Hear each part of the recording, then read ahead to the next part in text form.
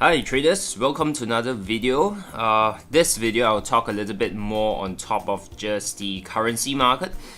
If you have been following the financial market since late last week to this week, right, you probably see headlines of the S&P market and the Dow Jones following deeper correction. Some news are talking about is the uptrend and has the uptrend ended? If you're in the Asia market, you probably experience that dip as well, especially the Hang Seng Index as well as the Nikkei, right? And just to show you and update you, if you're not aware, what are the extent of the correction or potential drop in the stock market. This is a chart of the S&P 500 SPX, right? You can see since the start of the year over here in 2018. January, about 25th, that is since the early February period, we have seen price drop 10% in the S&P market. That is significant because if I give you some relative numbers to work with, 2017 was a good year in the equities market.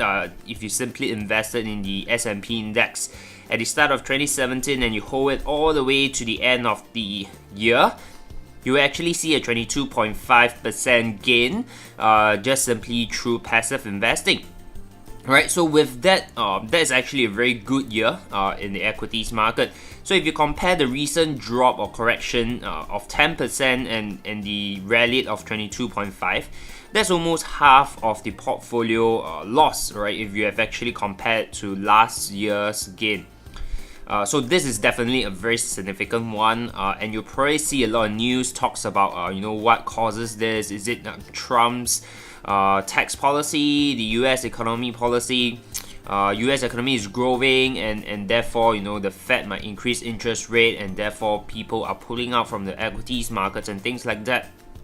Right, many of these factors and forces are definitely moving the financial market, but if you realize that most of the time when these news are released, it's actually post movement. That means the market has moved, and therefore all this analysis actually comes out, and articles are being published and talk about. So as traders, you can't really take action from this articles or this news. It's more of, okay, we saw that move, and therefore we read this article to understand a little bit what might have caused that huge move. Alright, so as a trader, you need to have some form of forecasting ability, some prediction ability, to be able to capture on the move before it even happened. Right, and that's something that we always share with our traders in the community, that you need to be able to forecast and have a certain directional bias when you take a trade. Okay, so this is the extent of the S&P, alright, and I believe some of the investors or traders are panicked. As a trader or investor, you shouldn't be emotional in any single trade. You should always follow a plan, alright. So if this doesn't fit your plan, you should have earlier exited the market, alright. So there's nothing much to worry about actually. So for this video, okay, the trade idea that I'm going to talk about is actually not so much on the currency market, but it's on gold. Right, something that I feel there's a potential to keep a close watch with throughout the whole of 2018, simply because based on our macro analysis and outlook, 2018 will be a commodities year. Alright, which means that you might want to pay more attention to the commodities like oil, sugar, or even gold, silver. Alright, and of course some of the others like orange juice, wheat. You might want to pay more close attention to this kind of instrument. So in this video, right, same thing. In all ideas video, trade ideas video, I'll share with you the larger time frame perspective, what I'm looking at, going down to the smaller time frame, which I'll share with you what are the potential setup to look out for. Alright, daily time frame, since the peak at 1375. Alright, we saw two huge moves to the downside. Alright, that completed the three wave somewhere late 2017. Late 2016. And the whole of 2017, we've seen gold rally. Alright, that is coupled with the dollar weakness, and you see this commodity rally. Right, and we have seen currently a 5-wave sequence. Right, this is slightly different from the typical 5-wave in Elliott wave count. Right, but when we mean 5-wave sequence, it's basically 1, 2, 3 to complete one group, a fourth one to correct the previous 3 move, and we are in the 5th one. Right, so it's more like swing counts, all right? You have 1, 2, 3, 4, 5.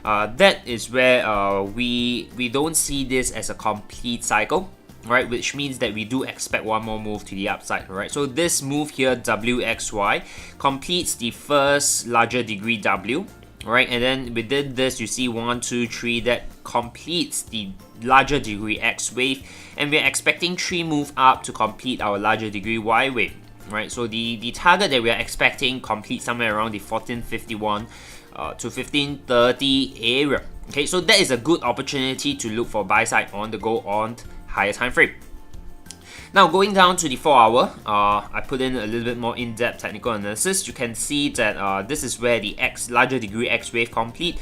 We saw 5 minor wave to the upside, 1, 2, 3, 4, 5. That completes our Elliott wave impulse move to the upside.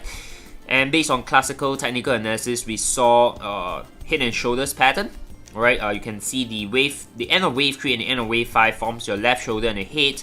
And the ABC 3 move correction, alright, the B wave completes your right shoulder. And based on this chart, we have seen price has broken the neckline.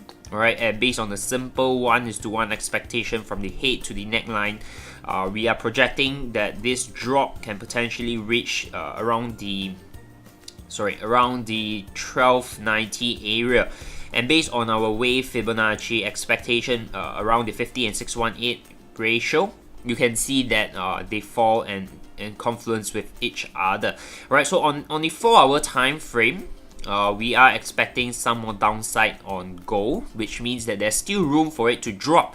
But on the higher time frame, as long as price maintain above this turning point at 1236, we are bullish. Alright, now let's go down to the even smaller time frame on the hourly, alright, to see what are some of the trade setups that we might potentially catch. So over here on the smaller time frame, this is actually your, so this is the head, alright, this is your right shoulder. So we do see a 3 wave down completed, WXY, alright, in terms of the Fib, it has met that minimum expectation as well, and because of that, we will expect a deeper correction, potentially towards the 50 and 618 retracement, where it falls between the 1336 to 1343 area. Okay, so if price rally higher towards this region, and of course, ideally we want to expect 3 wave up as well. Okay, so if that happens, it will be a good opportunity to look for short around this region. And of course, as long as price remains below the turning point at 1351, we will be remaining a slightly bearish directional bias, alright, simply because daily we are bullish, but 4 hour and 1 hour we do see that we have more downside potential. Right, so for gold, I'll be monitoring if price gives me a 3 wave rally up towards this 50 to 61.8 Fibonacci area. I'll be looking for a short with the target based on the 4 hour time frame, aiming at first target at 1300 and the second target at 1285. Right, again, all these trade ideas videos are shared based on our personal view, and make sure you have a proper trading strategy and risk management plan before you even engage in the financial market. Right, or else you'll be with like many other traders who are trapped in the S&P market. So with that, once again, have a good weekend ahead. Today is Friday, right? So if you have a good week, congratulations. If not, do some review over the weekend, and I'll talk to you in the next video when we spot another trade idea.